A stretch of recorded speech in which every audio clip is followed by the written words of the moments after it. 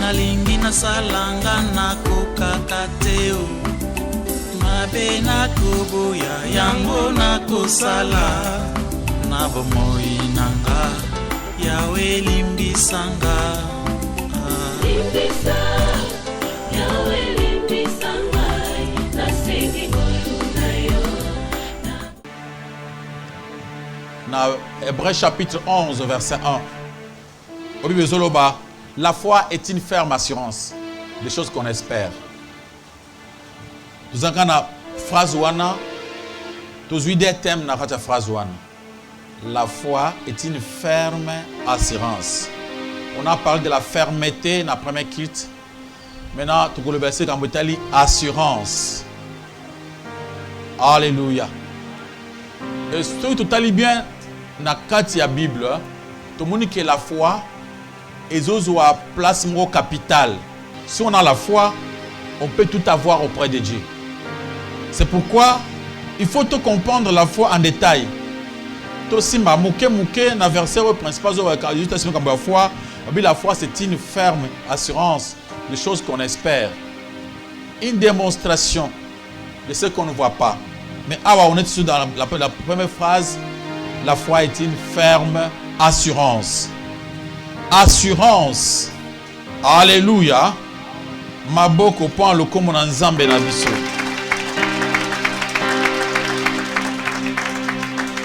Quand tu as la foi comme assurance.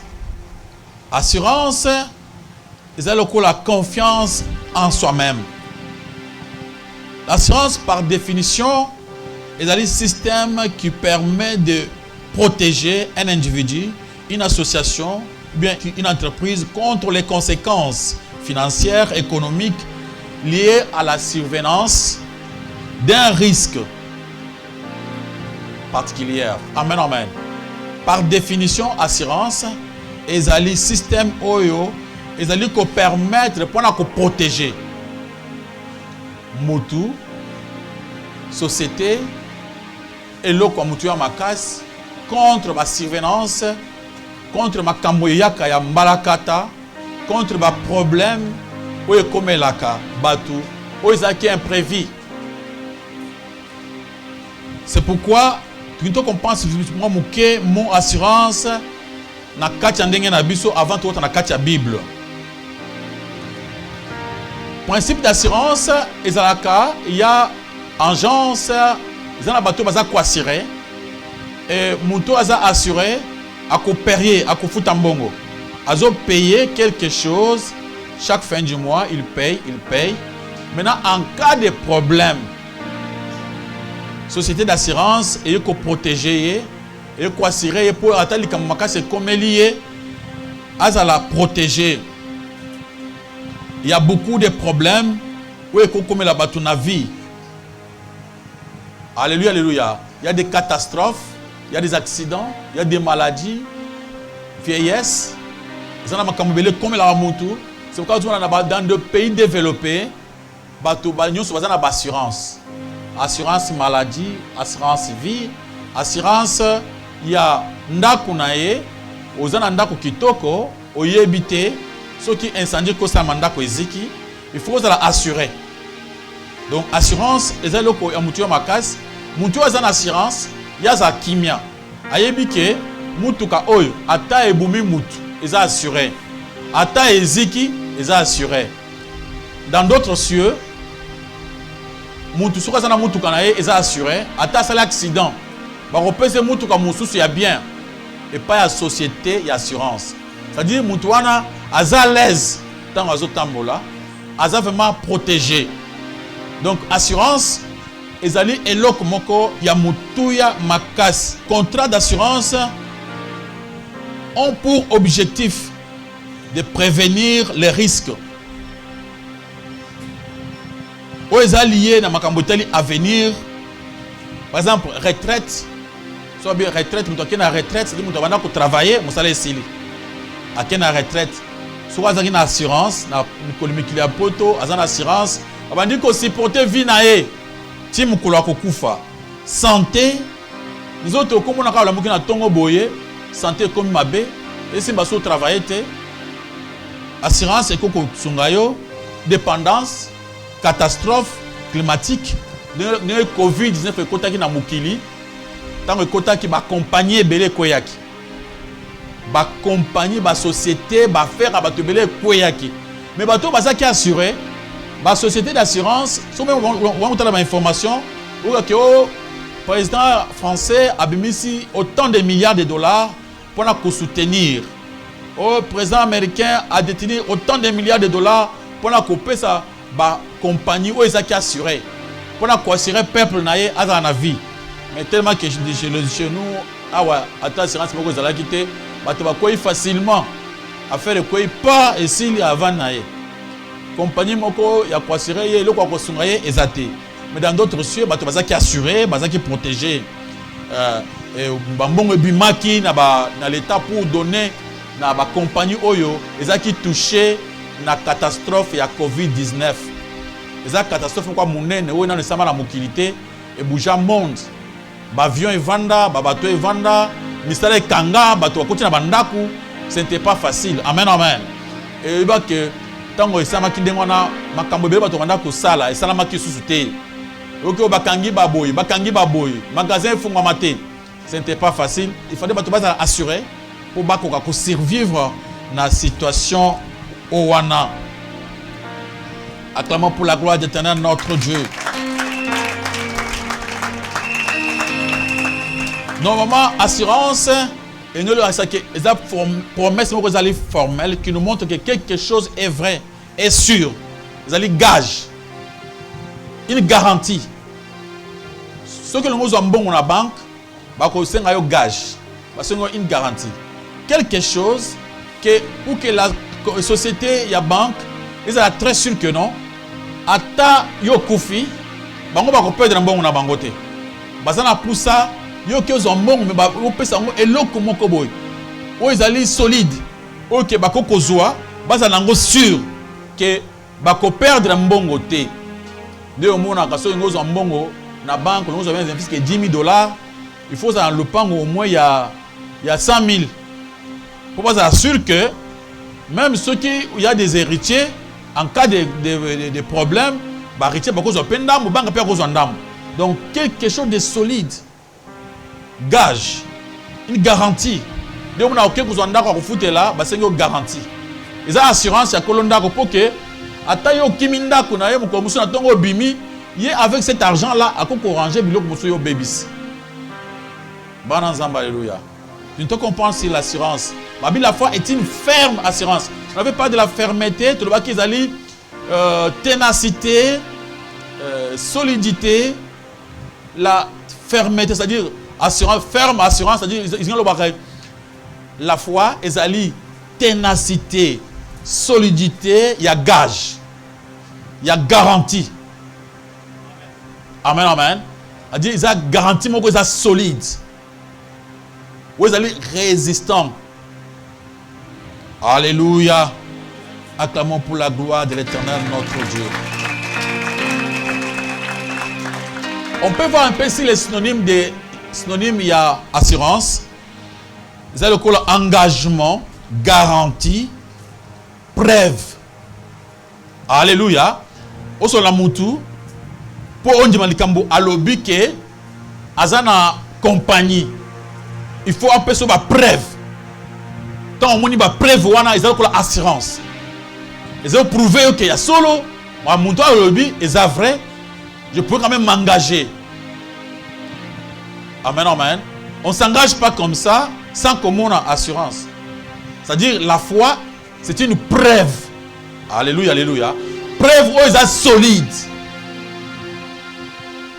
Ils sont preuve où ils sont résistants. Pour que on dise que makambo oyo zoluka eza solo.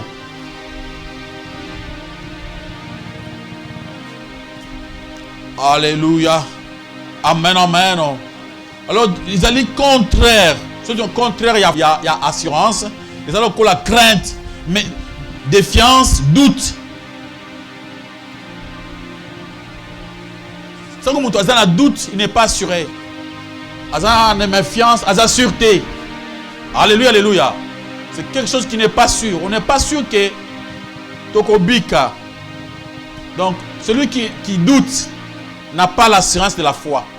La foi, c'est l'acceptation, l'assurance. Vous assure que vraiment, Makamboyo est à sol. La foi est une ferme assurance. Amen, amen. Il y a des fois qui croient que quand vous avez la foi, vous avez la foi. C'est qu'il faut que vous avez la foi, c'est-à-dire que vous allez tenir, vous allez persévérer. Nakatia garantie. Vous êtes très sûr pour des choses que vous espérez, que vous ne voyez même pas. Mais vous avez cette ténacité. Moko ténacité, moko solide, substantielle. C'est-à-dire, on dirait Simba, mais vous allez comprendre vraiment que non. Nzambe est vraiment ça. Amen, amen. Et tu es très sûr assis. Kimia. Oh bien non, vraiment, Dieu existe. Acclamons pour la gloire de Jésus-Christ, notre Dieu. Alors, muntu oyo azanga assurance, azamute azana kati embarras. Vous avez embarras des choix. Vous comprendre makamute, vous mona est-ce que muntu asambeli, il se pose des questions, est-ce que nzamba yoki, est-ce que kusala vous avez embarras, tu n'es pas assuré. Amen, amen. Muntu azali nakati hésitation, vous avez hésité. Vraiment, makamuna nzambe olingo salango. Est-ce qu'il y a ça ekosimba te o meka. Donc là tu n'as pas l'assurance. Ici ozama ya komeka te. Kosimba ngo o sentir ngo par la foi. Mais il y a des gens bazo meka to meka ce qui kosimba te. Alléluia. Maintenant qu'est-ce qu'on a dans la Bible pour comprendre ce terme assurance? La foi est une ferme assurance. Notre verset principal, c'est Hébreux chapitre 11, verset 1. Maintenant, tout le temps à Proverbe chapitre 1, verset 33. La Bible dit, celui qui écoute reposera avec assurance, vivra tranquille, sans crainte, sans craindre aucun mal. Muntu oyo ayoka la parole de Dieu. Muntu oyo azana temps ya koyoka parole de Dieu. Akovanda l'assurance. La foi vient de ce qu'on entend. Quand vous écoutez la parole de Dieu et vous l'acceptez, balamoko okovanda l'assurance. Parce que la parole de Dieu et ça ma promesse il y a bien, ma promesse il y a élévation, ma promesse il y a prospérité. Mais quand vous écoutez la parole, okovanda kimia tranquille, sans craindre aucun mal, parce que vous écoutez. Proverbe chapitre 3, verset 23,26. Alors tu marcheras avec assurance dans ton chemin et ton pied n'errera pas. Donc quand on écoute, alléluia, alléluia, la parole de Dieu, quand on est assuré, osons marcher avec assurance. On assure que Zambé a garanti Rio. Donc c'est Dieu qui nous garantit. Alléluia, alléluia. On est sur Zambé a fait ses paroles. Alors je suis vrai. Parce que la Bible dit, il faut que celui qui s'approche de Dieu accepte d'abord que Dieu existe. Il faut accepter d'abord que Dieu existe. Quand vous l'acceptez, Dieu vous garantit que okokweyate, okoéchouete, okosuka na nzela te. Na ndenge okangami na ye, suka okobonga. Amen, amen. Donc Dieu vous garantit que ça va soniter. Après ça garantie, après ça assurance que vraiment ce que la parole nanga, en pratique, que vous avez une garantie de la part de Dieu lui-même. Acclamons pour la gloire de Jésus-Christ, notre Dieu, notre Sauveur. Dans le verset 27, lobby, car l'Éternel sera ton assurance. Il préservera ton pied de toute embûche. Mon frère, quand tu commences à marcher avec Dieu, quand tu aimes Dieu, quand tu adores Dieu, Dieu va déplacer tes pieds de la façon que il n'y a ta place où on a été. Oyeti okoma alungula ngwa côté mususu. Place où il est simbate.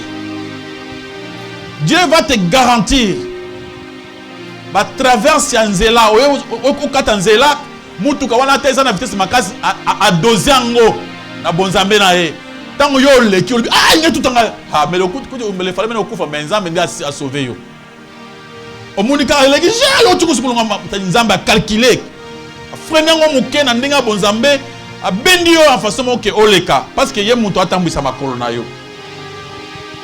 Il te garantit que tango atambisa yo ba problème koko ya mais moyen toucher yo ezate. Ye moko ndé mutu atambisa yo, ye moko mutu asimbi yo.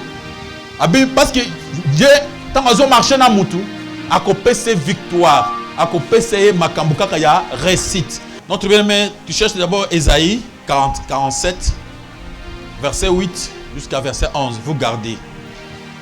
Dans le livre des Proverbes chapitre 10 verset 9, la Bible dit ceci: celui qui marche dans l'intégrité marche avec assurance. Mais celui qui prend des voies tortueuses sera découvert. Marcher dans l'intégrité. Mutu oyo azo tambola na kobanga nzambe. Mutu oyo azo kamaloba na nzambe azo tosa. Azo marcher avec assurance. Alléluia, alléluia. Soki oyo kamaloba na nzambe, soki ozo ndima makambo na nzambe. Soki opesa avec confiance, akotambwisa yo na assurance. Alléluia, alléluia. So assurance ya nzambe ezo jouer na nyonso. Parce qu'il y a plusieurs sortes d'assurance dans mokili. Il y a voiture, il y a ndako. Mais nzambe azo nyonso wana mbala moko.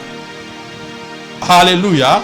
Au komona ta maison et vous a brûlé, ta voiture sera protégée, tes enfants seront protégés, toi-même tu seras protégé. Alléluia, alléluia.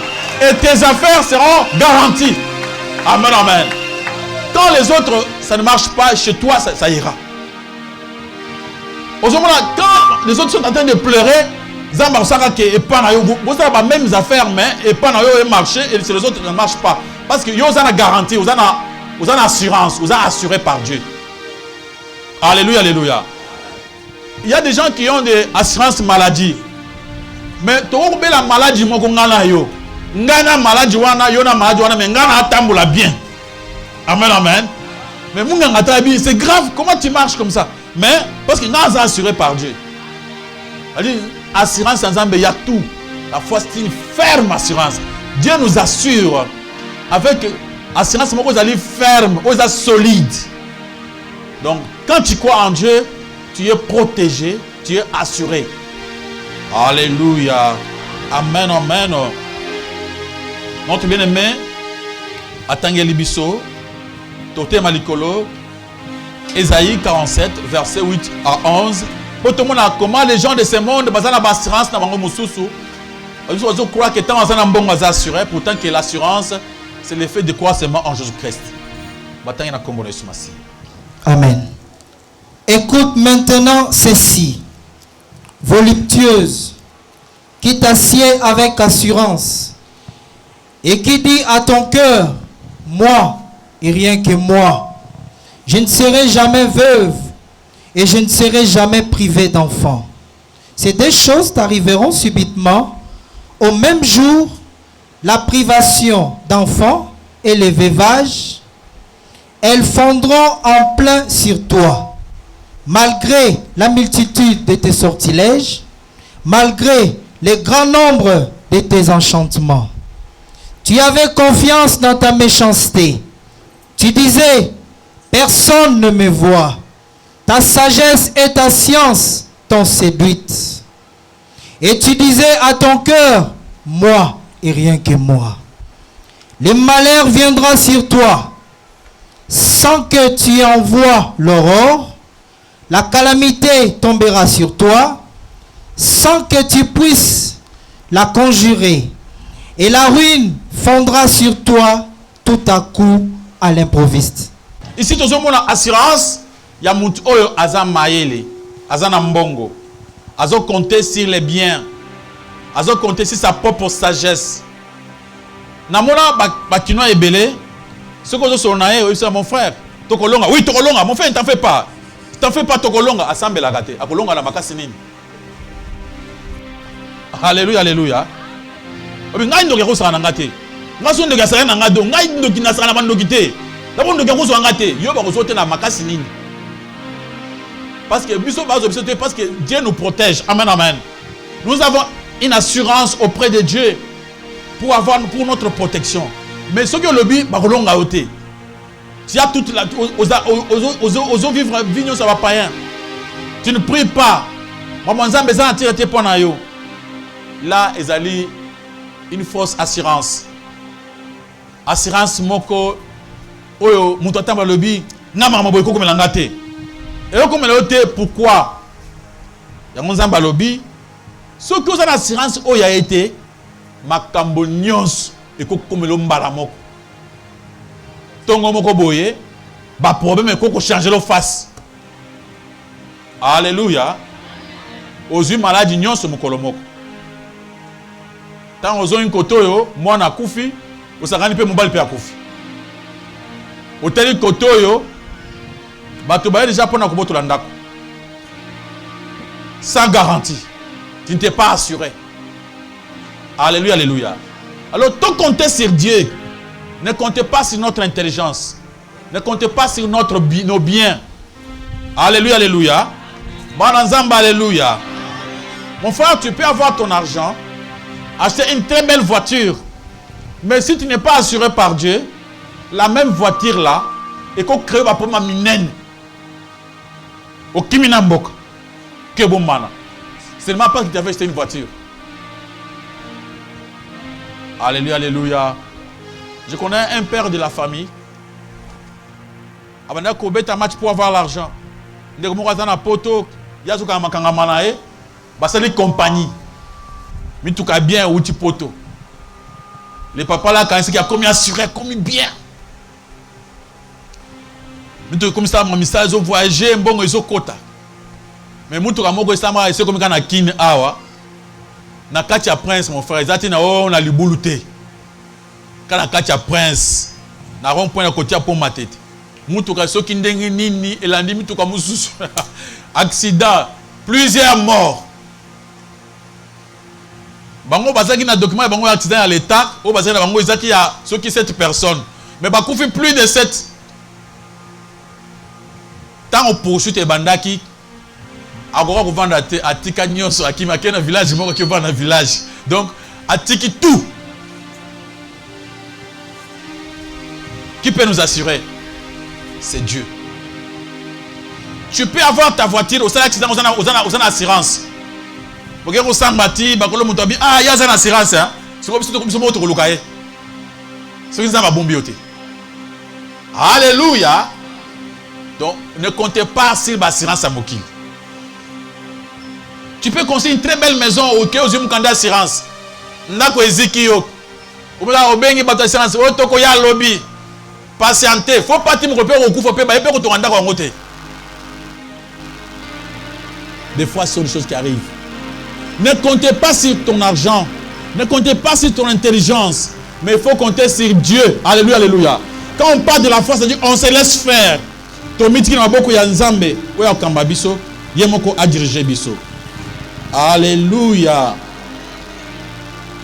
C'est pourquoi dans le livre de Actes chapitre 9, verset 28, les apôtres s'exprimaient en toute assurance au nom du Seigneur.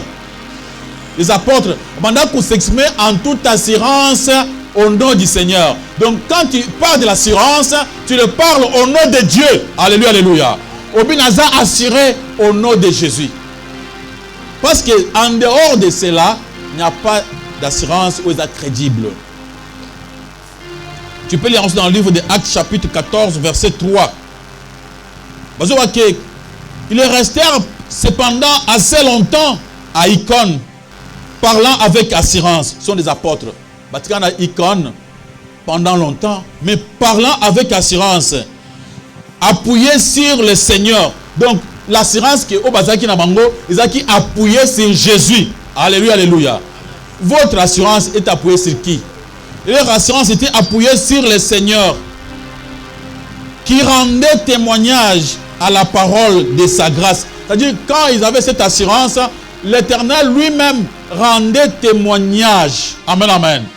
Donc quand tu es assuré, tu t'appuies sur Dieu, Dieu va rendre témoignage, Dieu va se manifester, Dieu va opérer des miracles de protection. Amen, amen. Dieu va faire assez que tu sois bien protégé. Acclamez pour la gloire de notre Dieu, notre Seigneur, notre Roi. Yo, oyakiawa, na comprendre te, mais yo, osaki na cancer. Na mona clarté, habité maman, appareil na biso et mona ki bien te, zaki na panne. Alléluia, alléluia. Amen, amen. C'est ça la science que nous avons auprès de Dieu. Dieu peut faire des miracles, peut changer des choses. Alléluia, alléluia. Amen, amen. Il y a un problème difficile devant toi. Dieu doit se poser la question comment résoudre, mais Dieu trouve déjà la solution pour toi. Alléluia. Donc, au moins, dans le langage, il a changé. Oazaki ennemi juré a changé la vie. A préféré vous à la bami. Quand vous partez en croyant que n'habitez celui à Jacob. Jacob a un problème dans beau-père. Problème avec son frère. A Kekuluka Nzambe. A Djembeli Nzambe. A persévérer. A na fermeté pendant Nzambe. À tenir ferme. A bien Nzambe qui est aucun été. Il faut pas moulangaï. Nzamba pamboli. Jacob tant en lungwe et pas en Nzambe. Tant en bouclier a commis. Oya boumaye. Ah. Na comprendre quand même bozana ba petit-fils nanga. Na tiki kaka. Mais Azaki ennemi a blaté. A changé la vie. A commis. A coopéré. Tant on déconne ko koma. Esawa commis a tel Jacob. Au lieu abouma Jacob. Ayoke mao. Alléluia, alléluia. Bangona bakuza basi ba préparer ba lobi te. Yé. Na décembre 2021 c'est fini. Bayokani ba signé. Bako comme on a 2021. Bayoki motema marobi te. To tikana nu ye pona mula oyo. To raisonner nanu moni ke to ko meka mbala moko boyote. To chata ane mususu. Basali convention. Nous avons bango pe comme ane wana te. Alléluia, alléluia. Amen, amen. C'est-à-dire, Dieu sait changer les choses. Faire des choses de la façon que dans un miracle. Ferme assurance. Fermeté, il y a garantie. Ténacité, il y a gage. C'est la foi. Des choses qu'on espère. Donc, ce qu'on espère, ce qu'on ne voit pas, mais tous autres simbango, ils sont comme solides. Ils ont le sens où ils pas ensemble. La foi. Alléluia. Notre bien-aimé, à côté là, dans le livre de Philippiens chapitre 1, verset 20. Dans le livre de Hébreux chapitre 4, verset 16, Balobi, approchons-nous avec assurance du trône de la grâce afin d'obtenir miséricorde. Banazamba, alléluia. Quand on parle de la foi, ce n'est pas que Tokoki, tu es capable, non. On demande seulement d'aller, que Dieu nous donne cette garantie-là. Abi Boya, na limbi sabino, na pambola bino. Boya avec assurance. Boya avec, vous assure que ceux qui boyent, vous engagez. Na ko sala makama malamu kwa na bino. La foi. Bien aimé, au verset 1. Selon ma ferme attente et mon espérance, que je n'aurai honte de rien, mais que maintenant, comme toujours, Christ sera glorifié dans mon corps avec une pleine assurance, soit par ma vie, soit par ma mort. Alléluia. Allez auprès de Dieu. Faire à ce que Christ soit glorifié. Faire à ce que Christ soit glorifié. Même pendant ta vie. Même après ta vie sur la terre. Alléluia, alléluia. Il y a des gens dans ce monde, tant à Koufi, mais il y a d'autres personnes, ceux qui ont été bah tu vas regretter. Babi, c'était un homme. Amen, amen. Je dis, papa, papa, oyaken. Papa Nabiso, Mawa, parce que tu es un bon père. Il faut être une personne, ok, même ceux que vous athées, que les gens parlent du bien de vous. Alléluia, alléluia. Même ceux que vous avez, même la présence, même l'absence, Yesu a commis ça. Avoir cette espérance, cette assurance. Alléluia. Hébreux chapitre 10, verset 35. Et le but, n'abandonnons pas donc votre assurance à laquelle était attachée à une grande rémunération. Donc cette assurance, ce que vous gardez en haut, cette assurance est attachée à une grande rémunération. La Bible dit, il faut que celui qui s'approche de Dieu accepte que Dieu existe. Quand vous gardez cette assurance, vous avez une grande rémunération. Quand vous avez cette assurance dans votre cœur, que Dieu est vrai, vous allez tenir ferme. Ferme assurance. Vous allez croire que Dieu existe. Vous avez récompense à mon aîné. Alléluia, alléluia. Akokota makambo na yo. Akokoma réel point na yo. Parce que sans la foi pour toi, Dieu n'existe pas. Zamba kosa le côté sur ozangi kondima. C'est une moyen où osa ke ponzambe façon que osa ke ponzamba sungayo te c'est de refuser de croire. Quand vous ne croyez pas, là Dieu n'existe pas pour toi. Amen, amen. Alléluia. Acclamons pour la gloire de Jésus.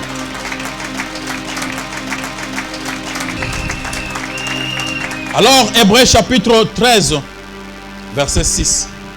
Verset, tu peux prendre aussi, lire ça chez toi à la maison. C'est important et aider pour comprendre beaucoup de choses. C'est donc avec assurance que nous pouvons dire, le Seigneur est mon aide, je ne craindrai rien que peut me faire un homme. Alléluia. L'Éternel est mon aide. Il faut le dire, c'est avec cette assurance-là, cette fermeté, wana, nakatia résistance, nakatia kundima wana, ndeto mona ke Nzambe azali kunangai, nabanga mutu te. Alléluia, alléluia. Mutu akosala ngani, soki Nzambe azana ngai. Abi Nzambe azana ngai, nakobanga mutu te. Atana moni ndoto nini, nabanga mutu te. Parce que ceux qui nous ont basé en nga, apôtre Paul bi, na yoza compte, na yokoka, muto kokayote. Alléluia, alléluia. Il faut garder. Dieu veut cette liberté. Oh, dans d'autres églises, on bazo bote bato assurance wana. Oyo on dit makenzam bazo marcher na yo kolonga, on te fait croire non, il faut d'abord pas pour le mafuta. Non, ils ont bon côté. Si on va pour le mafuta te, si on signe photo à papa te, moyen au bon côté. Donc il faut d'abord aussi mettre une photo, après tu crois tu prends aussi de l'eau et de l'huile. Non, voilà ce qu'ils ont. Parce que ce qui est commis ce que pour nos assurances, na ina no pas na sumbi mai. Na bakisi mafuta. Na bakisi photo. Moni est commis makambo ya kusuma na mbongo. On a d'autres gratuit. Alléluia, alléluia. Ça c'est Dieu qui donne. Il donne à ses enfants gratuitement. Amen, amen. Alléluia. Alors, c'est donc avec assurance que nous pouvons dire, le Seigneur est mon aide, je ne craindrai rien que peut me faire un homme. Un magicien, à Sanga et l'autre côté, Jésus est mon aide. Un sorcier, à Kosanga et l'autre côté. Alléluia. Même un bandit, pendant qu'il se prépare pour se rendre à Mabé, na rokoma animbi na leki. Surtout que c'était plein à ça les gars. Oh, voici ça les gars. Vraiment accueilli. Non, comme ça le lobby peut avoir la soupe. Une fois j'ai prêché comme ça, tu m'as gagné un téléphone. Je parlais sur les faux prophètes. Comme d'autres faux prophètes babongisa qui basa la assassinat. Tu pourras benga le but. Ah, pasteur Richard. Ngabiyo nani, okayi comme nanga Terminator. Terminator. Na bangi nan. Alors balanga zo gangi langa téléphone, nga pe na kiti. Après à lobby, vraiment bandi ko rappeler ngai. Une fois on avait envoyé des gens à tel endroit, vous avez na matanga moko na butu na mutuka tel numéro tel. On voulait t'avoir mais tu avais échappé na ba petit na bayaki wana. Na commissariat. A rappeler nga makambu nyonso zo bisanga za vrai que ba place wana nazalaki na ba R1. Zuka nga bato ba dizaba to ba surveiller kanga. Après bisanga bi mengai na kozanga yote. Nga za Terminator. Ceux qui bango bal sukaka batinda kangai. Mais le mal n'est que na tongowa je me préparais pour n'aller bien. Je suivais ta prédication mais tu m'as convaincu. Ah bon ça n'est que Terminator paix. Ah mais tu viens de me convaincre mais donc tu n'as pas vraiment tort. Mais comme ça on a accompli mission na bangoté. Mais il y a pas que faut marcher avec prudence. Autant que moi, quand j'ai marché à Bouy. Donc, ça me sera tellement dans Télémiwan. Donc, quand on a bino besoin à tout tout les cas, c'est ça la science que nous avons en Jésus-Christ. Alléluia, alléluia. Quand nous avons préparé à ça la mabé, yo comme les avant. Toujours comme ça en retard. Muto mukili akosala eloko moko te. Ombasu boy. Et ça sans effet au nom de bakindo kinyoso ya mokili. O batu bazuaka. Elongaka mwana nzambe te. Abi l'Éternel est mon aide. Muto akosala ngai nini. Alléluia, alléluia. Ce n'est pas ok, nous comme tambola nini na bando ki batomboki mais ba tomboka na bango. Tika yebisa ngo pesa ngo information buli mutomboka tomboka makasi. Ako tomboka makasi mais akosa eloko moko te. Alléluia, alléluia. C'est ça donc il faut avoir cette assurance. Cette assurance est pour protéger yo. Pour te faire voir que l'Éternel est mon aide. Muto akosa nga nini. Wapi. Alléluia. Jean chapitre 5, verset 14. 1 Jean 5, 14. Nous avons auprès de lui cette assurance que si nous demandons quelque chose selon sa volonté, il nous écoute. Nous avons cette assurance auprès de Dieu.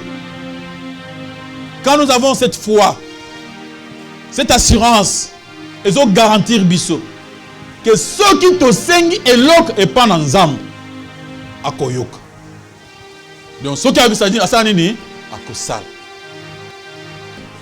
Mon frère, il faut compter dans la prière au salak. Être sûr que tant au semble dans zamba yoka la prière au nini à kosal. Il faut avoir cette assurance là, cette garantie gage. Le sambo nangai zamba yoki. J'avais un ami. Je sens ma prière. Quand tu pries, tu sens que tu es sili. As une vision. Tant que tu bon deli, zamba le bien boy le sambo. Tu bon deli sous. D'accord. Première fois tu es kinan. Tu vas sur le bon deli. Zamba le bien coutu le sambo na sepi na côté. Ma frère, vous en avez mouli. Alléluia. Vous avez quel esprit? Zamba zolo bana biso po asiba konjima izaka pasi pana ko simbango. Zamba lobi soki bo sambeli bondi makenga na yoki. Yo lobi nzamba yoki te. Siko biso be to décourager. Ole toni makenga nzamba yoki lobi nzamba yoki te. To wana ko sambela ti ata tout ça même 100 ans la prière. Non. Alléluia, alléluia.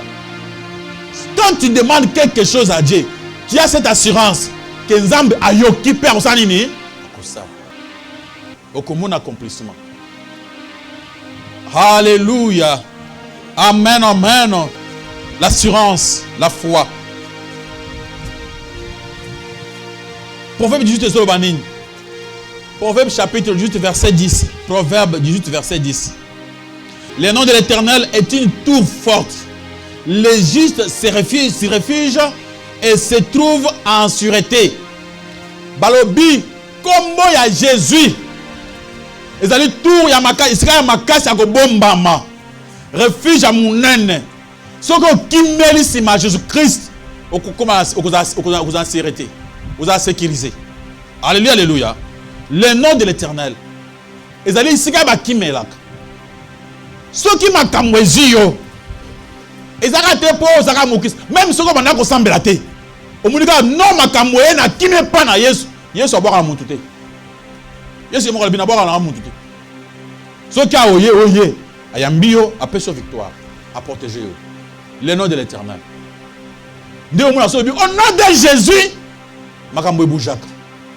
Ata na ndoto. Omuna bitumba moko ezo bundati. So au nom de Jésus. Au nom de Jésus. Ata osaki lisumu. Omuna demo bando kima moke. Bando kuma batiki. Po ezali sika ko kimela. Le nom de l'Éternel. Kimela epanaye. Alléluia, alléluia. Amen, amen. Maintenant toujours tanga psalm moi nzembo oyo. Eza lokola nzembo, namona ngalo lokola nzembo. Quand vous allez à makasi, des fois, il y a d'autres, on parle des fois de prière à Bible. Quand ça ne marche pas, il faut prier avec des promesses. Au samba maloba na ote, au samba maloba on nzambe, ndenge nzambe asa comment on a Bible pour na yo et au commission pour na yo, au changer comme pour na yo. Yo kan ndenge basolo awa.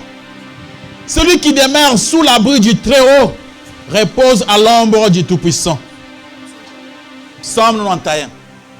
Amen, amen. Mutu o nyonso avanda pembeni ya nzamba likolo akozala protégé na elilingi ya nzambe.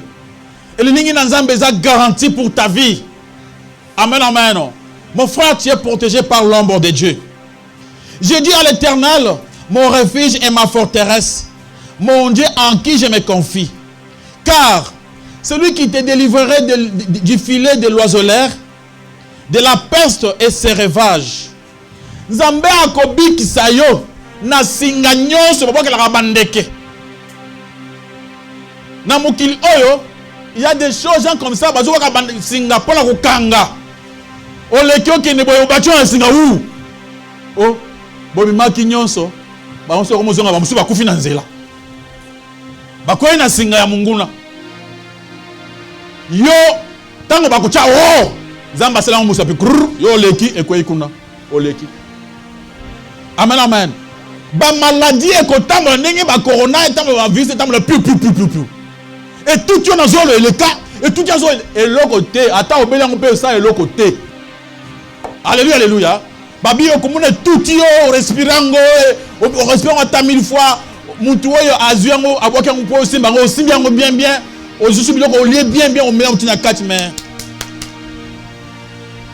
Abi, c'est Dieu qui va te protéger.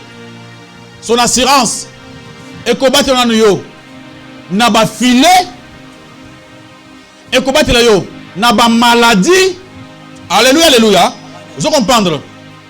J'ai dit à l'Éternel mon refuge et ma forteresse, mon Dieu à qui je me confie. Car c'est lui qui te délivre du filet de l'oiseleur, de la peste et ses ravages. Verset 4. Il te couvrira de ses plumes. Et tu trouveras un refuge sous ses ailes. Sa fidélité est un bouclier et une cuirasse. Balanzamba, alléluia. Alléluia. L'assurance que nous avons auprès de Dieu. Zamba Zalama Papou. Alléluia, alléluia. Notre Dieu, Azalama Papou. C'est beau. C'est plus haut. Dengue ce soit beau marabana. Donc pour mon toiseau, il faut rassanin. Akata le beau Nzambe. Zapete. Maintenant, quand tu lis ça, tu gardes ça pour toi. On y vient au bongo et comme normal pour nous. Tant que Zoya, Zamba ça se fait dans papou. Mais pourquoi tu vas me ça? Donc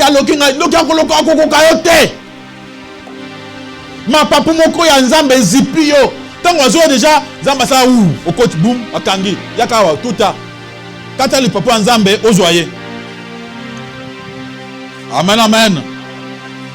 Après ça, Malobi, tu ne craindras ni le terreur de la nuit, ni la flèche qui vole le jour. Ata biloko ebangisa bato na butu wana. Amen, amen. Alléluia. Alléluia. Acclamez pour la gloire de notre Dieu.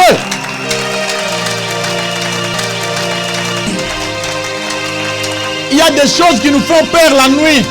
Biloko ebangisa yo ka banya moko lokola ba nanda lokola bazo manzembo. Banya mwana musu baza posséder. On a baillé na porte na bandeko ya ba konje batu ba solo ba nyawu batu yoko banga bangote ta pati andako bi au nom de Jésus Zambe na ngai pima na ba kima mbango kuna ba kuna moto kite bango ba paki ba kina ba mona ba ninzembu liboso porte ya lupango bazo yemba banzembu lokola kindoki ba yekoloka kati ya lupango na yo ba bangisa yo te po ba kolonga yo te. Alléluia. Balobi. Tout ça qui est dans verset 4, 5. Tu ne craindras ni la terreur de la nuit, ni les flèches qui volent le jour. Oh, balle perdue. Oh, et si ma moi na yote. Et si ma yote. Au nom de. Parce que toi, tu es de Dieu. Papa qui parle na bangoua. Comme tu ne peux pas, moi, à Koufine, avant de tambour, la balle est tout. Non, vraiment. Balle perdue, là, ils sont partout. Et c'est quand ils placent une pourquoi? Des choses déjà bien calculées n'a pas bandok. Amen, amen. Yoko ya, okumia bolika chou, nini, balle perdue. Ah, na kumika bolika chou. Toi tu es de Dieu. Et toucher yo, té. Amen, amen. Zamba kousa calcul. Asa mettre à ta paix à circonstance. Ou bien au leki avant, ou bien au commis, bah fait non mouké, et leki yo sanini, au leki. Dieu calcule tout. Alléluia, alléluia. Comment on parce que nous avons besoin de calculer nous ça beaucoup naïe. Verset 6. La peste qui marche dans les ténèbres, ni la contagion qui frappe en plein midi. Au moins à Makambo, au moins à Babitumba, mais son zamba batelio. Ah, mon frère, c'est Dieu qui protège. Tant on attend un verset oyo. Na quand ça va pas juste au Kenya na kuluka mbongo.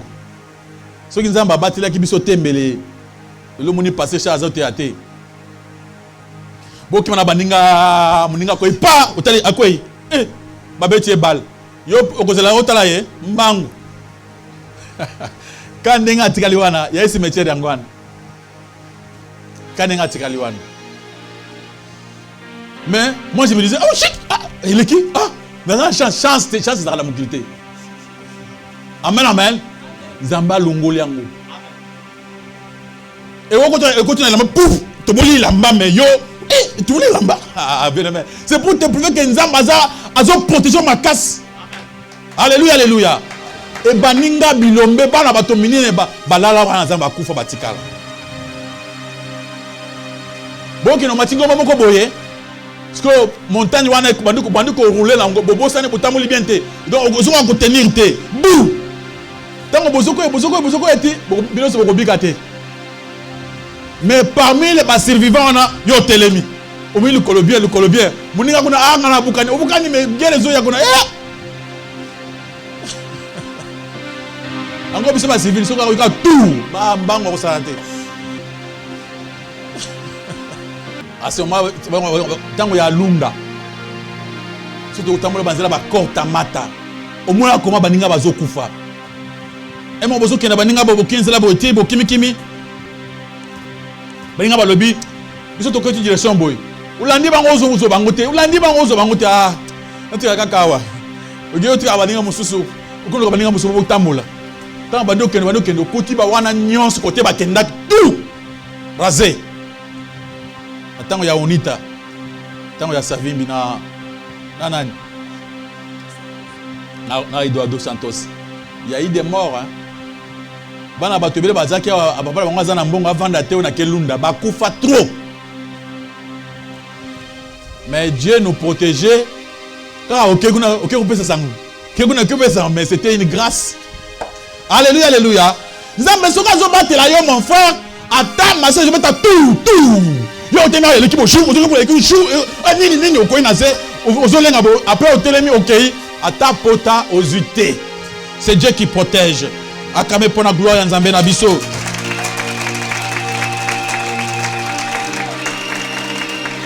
Alléluia. Car tu es mon refuge, ô Éternel. Tu fais très haut ta retraite. Aucun malheur ne t'arrivera. Aucun malheur n'arrivera. Aucun flot n'approchera de ta tente. Nakamanda kuna yowana. Nzamba a protégé. Nzamba akozala na yo kolongisa yo. Alléluia, alléluia. Car, c'est ça maintenant verset 11. Voilà ce que Dieu dit. Car il ordonnera à ses anges de te garder dans toutes tes voies. Bapesa mitindu po otambolaka yo moko te. Ozaka na ba vrai garde-corps. Alléluia, alléluia. Ozaka na ba vrai garde-corps ya solo. O bapesa ngo mitindu banda lola batambolaka na yo. Parce que oza prince, oza princesse. Alléluia, alléluia. Tant que tu es dans Jésus-Christ, dont le pouvoir de devenir qui? Enfant de Dieu. Naza moi na nzambe, naza la protection. Il y a des gardes du corps. Il y a des kambo talaka tango nani prophète nani Élisée avec Kéazi. Tango Kéazi atali bana moni na moni basoda baza ebele. Alobi te nzamba fungolo miso. Tant nzamba fungole miso on dit ah te ya biso ba garde baleki ya bango. Alléluia, alléluia. Des vrais gardes, des gardes surnaturels. Oko tango likola bangosi. Okonyata banyoka. Dragon yemoko opoussé ozo tambola nzela ozo koma. Okoti balion bavandi. Banyoka ya mabe bavandi. Yo onyati oleki. Bana nzamba alléluia. Danger point na yo ezati. Satan yemoko bana komi pour ça alekasi. Aleka. Atiki osani ni oleki. Ça, c'est la parole de Dieu. Alléluia, alléluia. Ça, c'est la garantie. Ça, c'est notre assurance. Yoga pour quelle raison? Apôtre Lobaki. Toutes choses concourent au bien des faits de qui? C'est qui aime Dieu. Toi, tu aimes vraiment Jésus-Christ. Puisqu'il m'aime, je le délivrerai. Je le protégerai. Puisqu'il connaît mon nom, il m'invoquera. Je lui répondrai. Je serai avec lui dans la détresse. Je le délivrerai et je le glorifierai. Je le rassaisierai de longs jours. Acclamons pour la gloire d'Éternel, notre Dieu. Acclamons pour la gloire de Jésus-Christ. Mon frère, ma soeur, il y a une garantie. Une ferme garantie, on est solide. Zambaza, un vrai gage. Tu peux lui faire confiance. Amen, amen. Tu peux faire confiance en Dieu. Il est vraiment unique. Il est tellement vraiment fidèle. Babi, sa fidélité. Et c'est notre assurance. C'est notre garantie. Dieu est fidèle. On nous soit lobby à Kosala Yango. Mon frère, je préfère que vous soyez Job avant de retirer. Job chapitre 5. Pour faire voir à nos amis, même quand ça ne va pas aujourd'hui, peut-être vous traversez un moment ensemble. Ne croyez pas que au longité. Zambé a quoi comme on a difficulté pour t'apprendre. Mais après, à longissio. Alléluia, alléluia. Babi, 6 fois, il te délivrera de l'angoisse. Et cette fois, le mal ne t'atteindra pas. Makambo, même 6 fois, angoisse et kouya, et kangio a délivré yo. Et kangio a délivré yo. Abi, 7 fois, mabe et kodonga yote. Tu peux vivre des moments, mais ekolonga yote. Amen. Alléluia. Alléluia. Abi, il te sauvera de la mort pendant la famine. Même liwa, même nyon suzamba a sauvé yo. Des coups du glaive pendant la guerre. On dit que ma solo ao. Na kacha bitumba abik sayo. Atanzala ndengenin abik sayo. A protéger yo. Il y a beaucoup de questions à payer pour te former. Des fois, tu le ramènes tu seras à l'abri du flot de la langue. Tu seras sans crainte quand il viendra la dévastation. Même si tu vas protéger. Alléluia, alléluia. Makambu nyonso que vous avez préparé. Zambé na biso akobatela yo. Car tu feras alliance avec les pierres des champs, les bêtes de la terre seront en paix avec toi. Mon frère, ma soeur. Alléluia. Amen, amen. Avec l'assurance que nous avons auprès de Dieu, tout vous a assuré. Même Banyama ya Zamba. Amen, amen. Quand on parle de Banyama Oyo, la Bible dit clairement, je vous envoie comme quoi les brebis parmi le Balouana. Donc, vous êtes en Zambé, pas à l'autre côté. Pour soi, vous êtes en côté. Au contraire, vous êtes en manga. Amen, amen. Il y a de l'assurance. La foi est une ferme assurance des choses qu'on espère. La foi est solide gage, solide garantie. Pour la makamutuze les pan ensemble. La foi est l'action que makamutuze les pan ensemble est vrai. Alléluia. Tu peux avoir confiance en Dieu. Tu peux marcher sans crainte, sans peur. Tout ce que Dieu veut est que ton cœur ait sentir que Dieu est vrai. Il est prêt à faire de bonnes choses dans ta vie et te protéger contre tous les mal. Tout ce que Dieu veut que vous comprendre. Alléluia, alléluia. Acclamez pour la gloire de notre Dieu.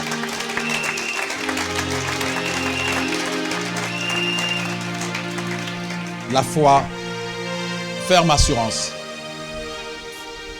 Tobi za gage, za garantie, preuve. Ça va garantir que vraiment Zambé Azanabiso. C'est un bon moment. Autopie, ça va répondre à ma question. Merci beaucoup, pasteur, pour la parole. Amen. Pasteur Nzamba Pambola pour la prédication à Tongo Lelo. Question dans les alibos et pasteur Nanengo Lobby que la vraie assurance c'est de croire en Jésus-Christ et puis wana ezali gratuit. Mais pasteur, ceux qui totali na ba église et belé à Congo, au comment un pasteur, un prédicateur après avoir prêché bana nzambe akoyebisa bango, il faut ba sceller prédication wana, foi na bango, il faut ba sceller ango, ako utiliser ba moyen de tiambongo à partir en bongo. Mais yo lobisi so awa kezali gratuit. Et puis, sous question, M. Ezali, existe-t-il un moyen prévu dans la Bible pour sceller la parole de Dieu? Et puis, sous question, M.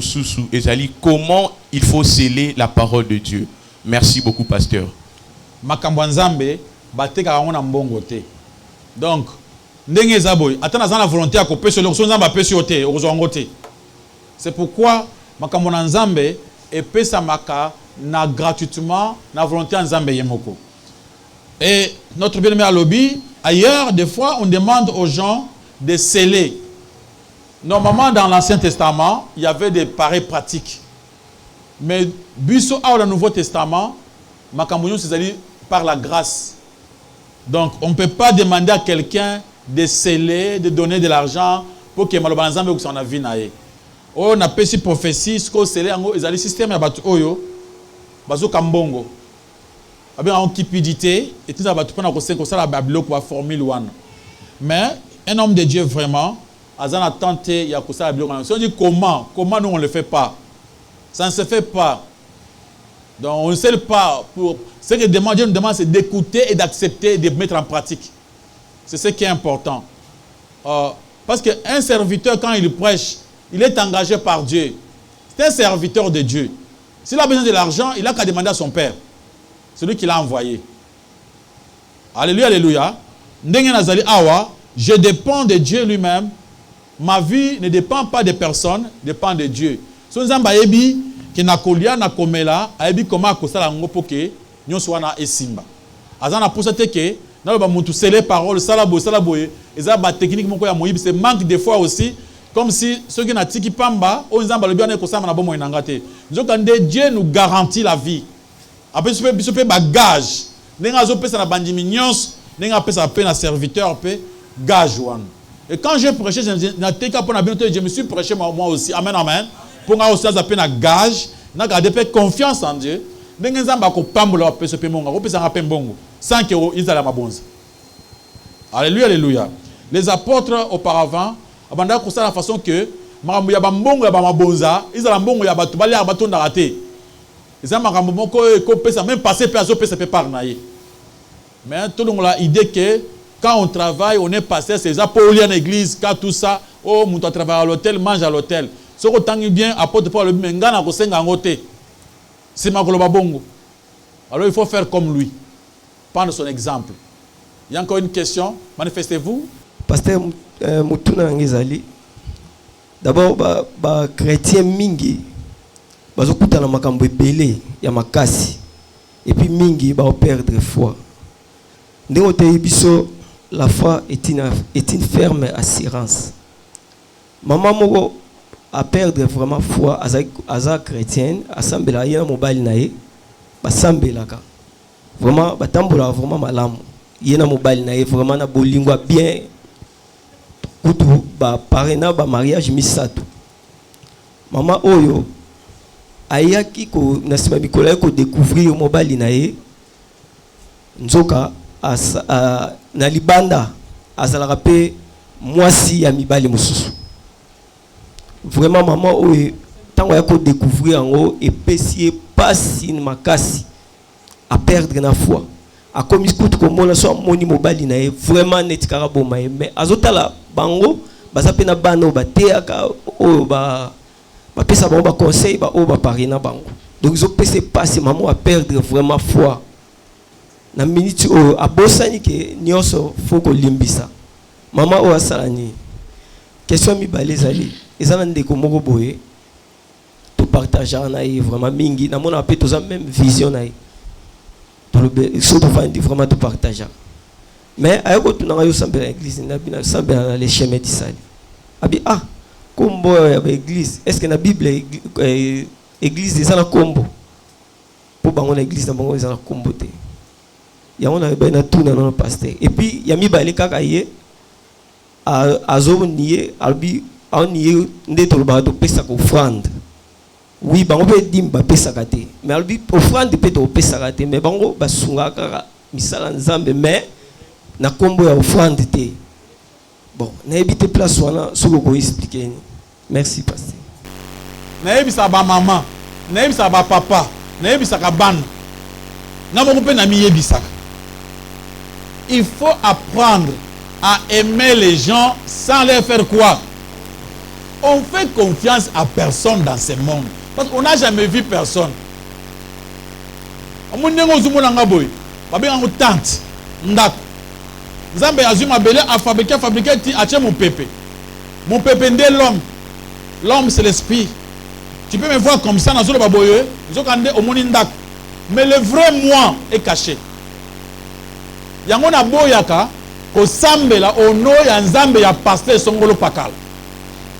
Parce que je ne le connais pas. Moi j'aime seulement prier au nom de Dieu d'Abraham, Isaac et Jacob parce que voilà ça précis. Bible est bien bien. Mais ça au nom de Dieu il y a pasteur Richard. Mais bon après 10 ans on comprend que pasteur Chazaki le kota. Je ferai maintenant quoi? C'est pourquoi pour avoir la garantie, il faut seulement prier au nom de Dieu d'Abraham, Isaac, seulement dans tout court ça, au nom de Jésus, tout court. Oh, papa, Kingani, non, il faut couper, jeter dans le feu. Aimer les gens sans leur faire confiance. Ceux qui n'ont pas moi, si n'angai, aza fidèle, c'est Dieu qui protège ma femme. C'est Dieu qui protège mon mari pour qu'il ne pas les années bien. C'est Dieu qui peut faire que ba nanga basa la ba na malam. Il y a des enfants, ils ont prémédité pour pera ou mela fort hein. Pera il faut qu'on fasse tout ça bilo. Peut-être dans état kufa. Aussi va ça bon ouais. Bana est propre hein. Ba bailler kufa non après tout non. Combien? Ce soir c'est peut-être non, c'est trop père vraiment. Kufa non qui ça to banda vina il faut que Dieu vous donne des enfants. Amen, amen. Protéger. Alors c'est pourquoi moi j'ai toujours eu confiance en Dieu. Ne faites confiance à personne. Même dans moi, même dans mobile. Faites confiance en qui? À Dieu.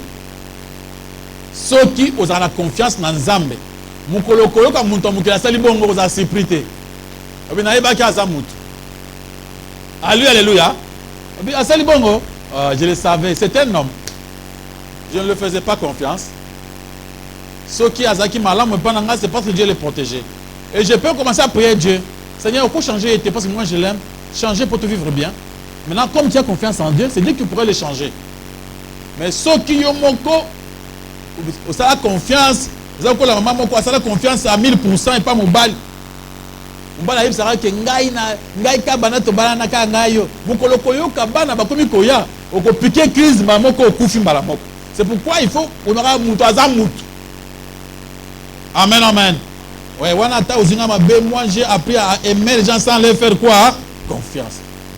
Donc qu'est-ce qu'on a? Deuxième question. Alors pourquoi vous priez dans une église chemin du salut? Vraiment, frère, on a babungi makasi. Dans l'église d'Éphèse, l'église de quoi? De quoi? L'église de quoi? Il y a plusieurs églises dans la Bible. Amen, amen. L'église de Pergame, l'église de Boy. Dans la Bible, nous avons commis l'église qui gagne. Il y a sorti pour l'église qui gagne. L'église de la Philadelphie, commis la Bible. Comment il y a plusieurs dénominations. L'État, il faut même en cas de problème, bien. C'est comme beauté. C'est le chemin du salut. Est-ce que comment est-ce dans la Bible? Amen, amen. Donc, on a vraiment besoin de moi retardement moqué. Donc, qu'est-ce qu'on a? Deuxième question au lobby. Offrande. Oh, biso tu peux ça la dîme, tu peux ça payer offrande. Et si tu ne payes pas la dîme, pour quelle raison toi tu ne payes pas la dîme? Nous, c'est parce que la dîme, c'est la loi. C'est aussi parce que ceux qui avant le temps ont payé la dîme avant la loi, après ça, la moko, deux fois deux. Maintenant, la loi, si on est dans Hébreux chapitre 7, on explique la dîme, avant après ça, qui la moko na vie. Jacob appelle ça la moko. Mais il y a chaque jour, il y a la loi. Parce que la loi, le but, tant que la loi est sili. Tu comme tant que yangolu. Apôtre Paul a le but de donner volontairement, donner avec joie. Quelque chose qu'on donne à Dieu, tu bien en communie. Bande. Ils sont français ou bien ni? Et là, on va jouer ensemble. D'abord, ce qui est dans mon candidat hébreu, dans Romains chapitre 12. Bien maintenant, sur Romains chapitre 12. Au moins, même, n'engé au yewa en église, on a aux offrandes. Quand n'engé au tikinda qu'on a yoana, au yewa comme ils ont offrande au péché nzambe. Pour nzambe, aza glorifié parce que toi tu es là présent. N'engé na témé nazo prêcher ao, ils ont offrande nazo péché pas ni yanzambe. Tant que tu yemba, offrande ils ont mbongo te. Batu musu baza ba yembi n'engé na tebo na ko na teti esili. Mais mbongo ba futi na TV yangate. Obite que l'autre personne aussi a fait offrande, n'a pas yanga offrande, il a sali offrande na ye et sangani. Si on tango ke na émission, babongi si mutu ça peut si par na. C'est ça les offrandes que nous donnons à Dieu. On fait tango verset wana. Romains chapitre 12 verset 1. Nous lisons au nom de Jésus-Christ. Amen. Je vous exhorte donc, frères, par les compassions de Dieu, à offrir vos corps comme un sacrifice vivant, saint, agréable à Dieu, ce qui sera de votre part un culte raisonnable. Dans d'autres livres, comme offrande, amen, amen, sacrifice. Donc, ce que tu peux faire offrande volontaire, c'est-à-dire, ils ont un loc moko, on a s'appelle na pesa. Ceux qui comprennent la signification en côté, babi ko kaba, au pesi et pas en zambe, volontairement, zamba sengi yote. Yo moko lobi ndenge batei biso boye, je mets aussi quelque chose et kosunga musala nzambe. Où est le problème? Apôtre Paul na mukande ya 1 Corinthiens chapitre 8 quelque part lobi bato basaki ba collecte ba pesi au-delà ya buzuna bango. Ba binzamba balingi muntu apesaka volontairement sans que ba forcer. Alors to benga nkombo nini? Ye fa pesa kombo to na benga biloko na o ba pesa pa na nzambe. To boye offrande. Soka pesa kombo to benga ta kombo ya lingi wana. Mais quand même to pesa pa na nzambe. Là ce n'est même pas un débat. Il n'y a même pas un débat. Merci pasteur pour la parole. Oui papa. Il y a un dimanche, ngana mama to saki moi voyage ba benga biso église moboye et pas ba membre de famille. Ils sous invitation. Tato comme une église wana makambo na monaki elekelanga makasi. Ezaki baza consacré ba pasteur, ba diacre, ba tebele na quatre église. Mais loko nazoto na mutuna parce que lobaki tema lelo ezali olobaki ke il faut assurance na kati ya Yesu masezala. Na kati église wana pasteur après avoir consacré bandeko. Ayebisi bango boleka liboso baleki liboso. Apesi bango ba papier ba prêter serment liboso ya église ya pasteur. Pasteur alobi pona za l'assurer que réellement ba comme basal na Nzambe, il faut ba prêter serment liboso na ngai pe liboso ya Nzambe. Est-ce que prêtation à serment liboso ya pasteur, est-ce que ça autorisé na Bible ou pas? Deuxième question. Nakanisi olobaka chaque fois ezaka na bandeko bazaka na bakombo ya archibishop, archipape makambo ebele bele. Jour à consacrer bandeko wana eloko ekamisa kinga na moni archibishop bazawana na âge ba 25 ans baza liboso avant ba consacrer bango basopeli ba mafuta balobi Bible lobi ceux qui un pasteur, un diacre ou bien prophète basopeli mafuta te c'est ka aza faux pasteur. Yango na ngina ba papa. Archbishop il faut na quel âge pas comme na âge wana quitter pasteur comme na âge wana et puis de est-ce qu'il faut pas parler mafuta ou pas? Merci beaucoup. Normalement, ceux qui dans une église, l'homme de Dieu, ba sambeli muntu pona asala musala nzambe. Et le bosso pasteur asala basala nzambe te. Même le conducteur amuna kabango na katia musala. Mon temps où ozana batu, au moni muntu musu façon de travailler comprendre oyo azana dontel. Oyo azaboy. Et peut arriver que tous les gens qui ont prière na biso, il y a des serviteurs, to bondeli pona bango, basala nzambe musala, ba musu ba préférer ka liboso ya cher. Ba sambeli pona bango, ba vite consacrer bango pour basala nzambe musala. Jusque là, ils ont un problème te. Le faire ou pas, ils ont péché te, ou bien ils ont contre ou bien fauté. Mais le problème est que l'huile, ma fouta ou bazo tchabango, bazo exemple il y a prophète Samuel. Zamba pesa qui est l'huile dans l'iseke. Aja ke nekocha pour acha David. Ye muntu pe achaka nani Saul. Sikoyo ozongi kuzwa mafuta o ya mbila, mafuta ya nguba, mafuta ya olive, mafuta nyoso wana oyo basali na Inde. Parce que bino moko besoin na izina mafuta wana te. Pona ko tcha muntu na mutu ko kazeke aza consacré pour bâtir mafuta. Pourtant que apôtre Bible zobanine, celui qui nous a oint c'est Christ. Si on est chrétien, tu es déjà un oint. Amen amen. Bananzamba alléluia. Amen amen. Oyo kamingi balobaka ne touche pas mes oints. Ne touche pas mes oints. Banani ba oint. Muntu nyonso o aza mu Christo aza oint de Dieu. Quand on dit ne touche pas mes oins, moi je suis un oin de Dieu. Ne me touche pas. Si tu touches, ça va te compliquer. Toi aussi tu es un oin de Dieu. Tu n'as pas à retoucher. Alléluia. Pour te comprendre bien, tout le monde a David, Azaki prêt à Bouma Saoul, Alobi, Nazana ni pona kosimba un oin de Dieu. C'est-à-dire David peut Azaki oin, son ennemi était aussi qui? Ouin. Alléluia. Dit le bas aux arapés ouin. On est tous de qui? Des ouin. Mais une fois que au cas de ma fout en bille, sous pocha na mutu parce que au monde que C'est-à-dire tu n'as pas la foi. Tu veux vivre par la vie, mais pas par la foi. La foi, on ne voit pas. Amen, amen. On est loin sans le voir. Ça se constate par les comportements, le fruit. Alléluia, alléluia. C'est pourquoi mafuta wana ezana tinate. Archi. Archi qui veut dire azali kolo. So, normalement c'est en anglais. Il y a des bishops. Bishop qui veut dire qui pasteur. Sur le bi pasteur. Likolo ya pasteur.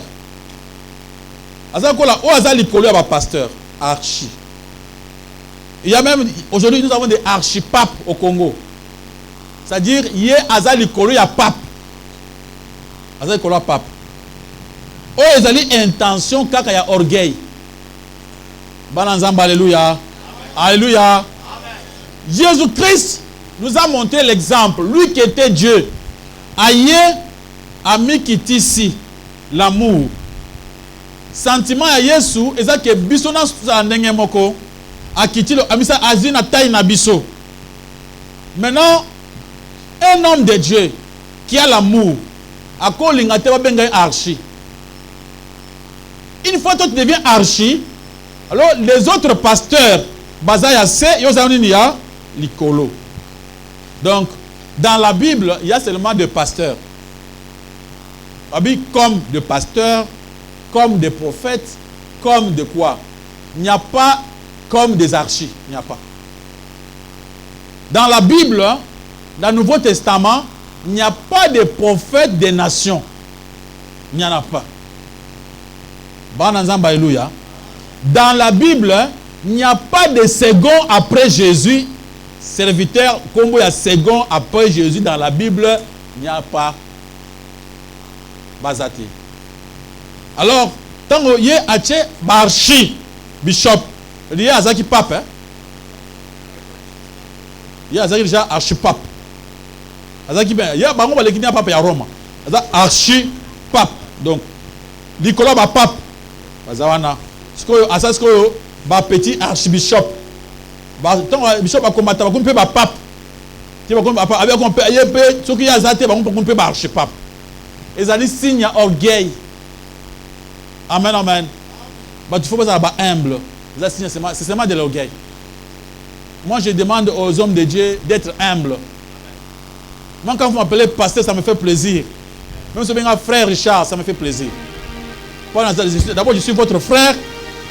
Je suis seulement pasteur. Je peux être un simple prophète ou bien un apôtre simple. Pourquoi mettre archi? Alléluia, alléluia. Merci, pasteur, pour la parole. Amen. Maintenant, tout le monde, l'église d'Abisso, nous avons deux Jésus. Nous avons bar Jésus, na Jésus, Christ ressemble la peine solo. Si que ne la lande solo borobike, moi n'ensemble pour nous tous sama o lo ba mamu belé te na prière. Le baga na kombo Yesu. Si que son lobi par exemple na kombo Jésus, likamwana so par exemple na banda kobela na biki. Si par exemple na maman makasi esili. Si que mutabiki singa eza par Jésus, to Jésus Christ. Bar Jésus, c'est-à-dire Jésus a commis à Batebele, en Israël. Il y a beaucoup de Jésus. Il n'y a pas seulement de bar Jésus. Même si on a même dans la série, on a Jésus, on a commis dans la série. Si on a une novelas, il y a de Jésus. Dans le théâtre, il y avait un monsieur Sarah Jésus de Mbandaka. Donc, il y a plusieurs Jésus. Mais quand on parle de Jésus dans la Bible, on parle de Jésus le Christ. Le oint. Jésus-Christ de Nazareth. On parle de Jésus. Donc, ceux qui ont un peu de regardé, quand ils parlent de Jésus, ça ne parle pas de Jésus-Christ. Mais pour votre information, la Bible dit dans le livre de Jean chapitre 24, Matthieu 24, à partir du verset 4, alors, Bosala keba, Bokeba, Nasuka na tango na biso, ba Yesu ba kozala ebele. batu ebele bakoloba tozali ba Yesu bolanda bango te mais mabela bango to ba point nini bakolinga bakoma kola ba archibishop vous voyez ba faux Jésus, un pasteur archibishop, un pasteur je suis le second après Jésus, il y a l'orgueil, faux Jésus déjà à partir de la prédication Yesu alobi bokoye ba faux na makambo na bango na mater na bango bako prêcher ba orgueil, croyez-moi pour ba mente ba croire na muntu te awa tu peux le trouver à la panane ya Jésus, croyez en Dieu. Alors à ce moment-là Yesu tanzo ba solo alobi bondi me la papa bondi me la pengai, il faut na préciser ba tu bien ngai wana ngai nini ya Yesu be ngai oyo te. Alors toyeba bango à partir orgueil ezali ko liboso o e compliqué qui na jardin d'Éden. Satan allait si son pour prendre l'olène pour qu'on lokolo banzam yemo okuna alinga ko lokolo nzam lisumu o nzamba alikoka alinga raté, c'est de l'orgueil. Alors pendant que ba juger mususu na ba comportement na ba prédication na bango. Donc quand vous partez quelque part où on prêche le vrai Jésus avec l'eau, avec l'huile, avec du sel, on comprend qu'elle est faux. Et combien sont faux? Jésus mélangé, et ça faux Jésus. C'est très facile de discerner le vrai Jésus. Jésus-Christ de Nazareth, humble. Babi Naza humble. Bakoye bae na komi kitisa. Ici ka ozomona pa pasteur asa kindumba. Yo moni lobi a wende Dieu na ba wente. Oh, déjà faux Jésus déjà mon wan. Azana faux Jésus. Na yoki nande olobi pona ba archbishop. Pasteur nando landa moté moko andote na télé. Alobi nzamba a salaka na sima ya maluba basali na ye. Pasteur siko ndenge nzamba sala na sima ya maluba basali na ye. Donc yende alobi akoki ko maudire, akoki ko loba pe mabe. Et gozoyo parce que nzamba sala na sima ya maluba basali na ye. Apesa exemple ya Élysée ndenge abel bando bande ko seka ya abengi ba ox, abimisi ba ox kende ko lia bango. Pasteur pona yango olobini. Ezana biso ce qui passe à lobby Nzambe asaka na maloba basali na ye. Maloba basali na ye o eza vrai.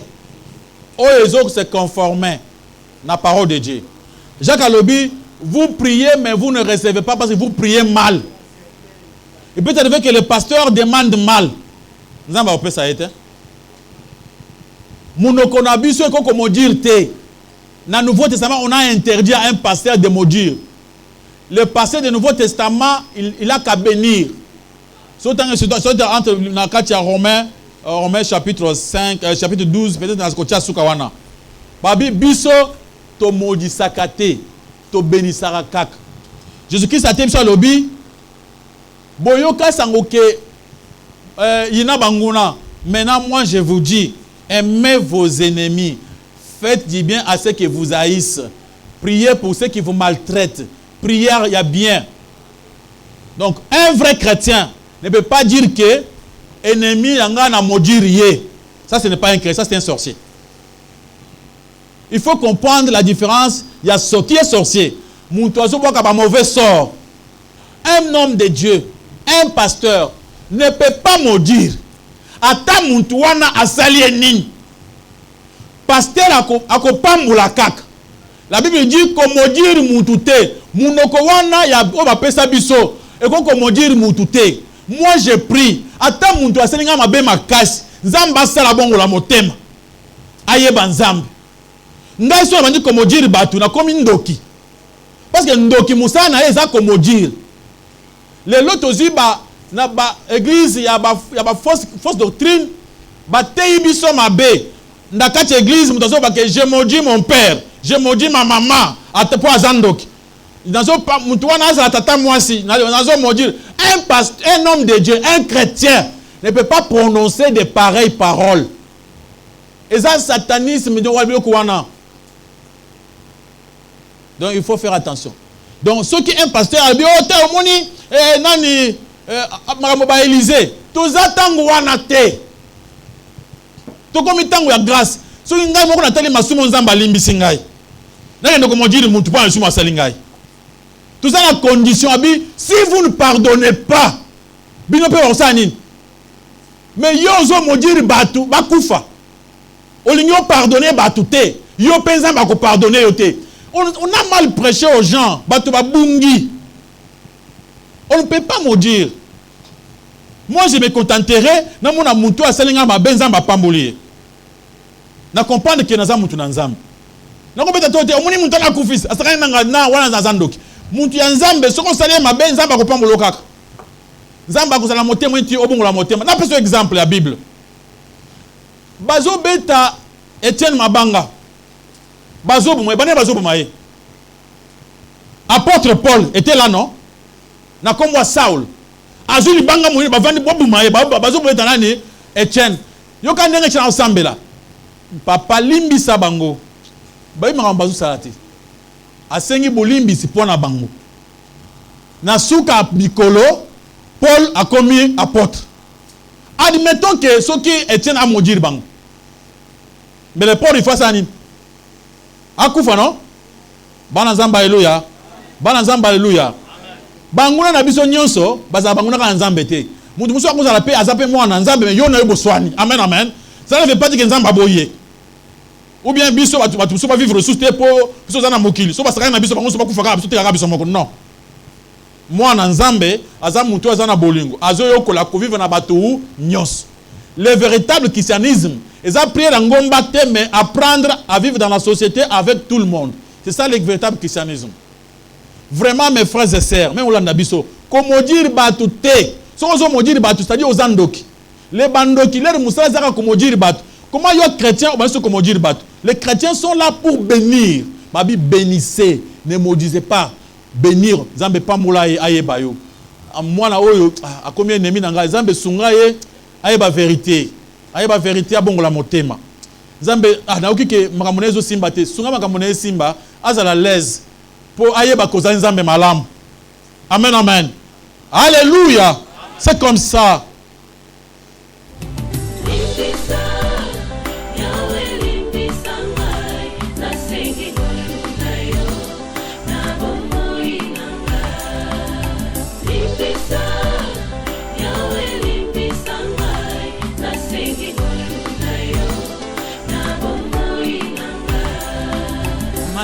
Nalingi na salanga na kokakateo mabe na kubuya yango na kosala na bomoi nanga yawe limbisanga limbisa